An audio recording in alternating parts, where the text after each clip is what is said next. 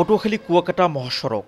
লেবুখালী সেতু থেকে Kuakata zero point পর্যন্ত ৮৩ কিলোমিটার দীর্ঘ এ সড়কে দুর্ঘটনা ঘটছে প্রায়। পুরো সড়কে রয়েছে অন্তত ২০টি ঝুঁকিপূর্ণ বাঁক, যার এক প্রান্ত থেকে দেখা যায় না বিপরীতমুখী কোনো যানবাহন। এতে ঘটছে যানবাহনের সংঘর্ষ, এমনকি মৃত্যু। একটা অটো ব্রেক করলে আর একটা হ্যারে ওভারটেক করে চলে যায়, তাই চলে যায় ওরে বাঁচাইতে যাই আমার ঢালান লাগে খালে, নাইলে ওরে ঠেলিয়ে লই যাওয়া লাগে। কিছু কিছু টার্নিং আছে, এই জায়গায় কোনো চিহ্ন নাই। এই চিহ্ন না থাকার কারণে আর কি দুর্ঘটনা বিগত ঘটে।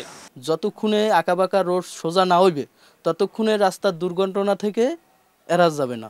এদিকে সড়কের ওপরই রয়েছে অন্তত ১৫টি হাট বাজার। এর মধ্যে হেতালিয়া বাদঘাট, বদরপুর, বসাকবাজার, শাখারিয়া, মহিষকাটা, আমতলী এবং পাখিমেরা বাজারে সবসময় যানজট লেগে থাকে। এতে দুর্ঘটনা ঝুঁকি আরও বেড়েছে। কুয়াশার কারণে নসিমন গাড়িগুলো চিনায় না, রাস্তায় না চিনে, এই জন্যে গাড়ি বাউলি মৌলি লইলে রাস্তার বাহিরে আমরা পড়িয়ে যাই। রাস্তার উপরে হাট বাজার থেকে এইটাও নিষিদ্ধ।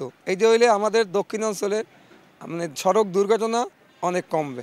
সড়ক বিভাগ বলছে ৪ লেন প্রকল্প বাস্তবায়ন হলে জমি অধিগ্রহণের মাধ্যমে বাঁকগুলো সোজা করা হবে। আর সড়কের উপর বেড়ে ওঠা বাজারগুলো স্থানান্তরের কার্যক্রম চলছে বলে জানায় জেলা প্রশাসন।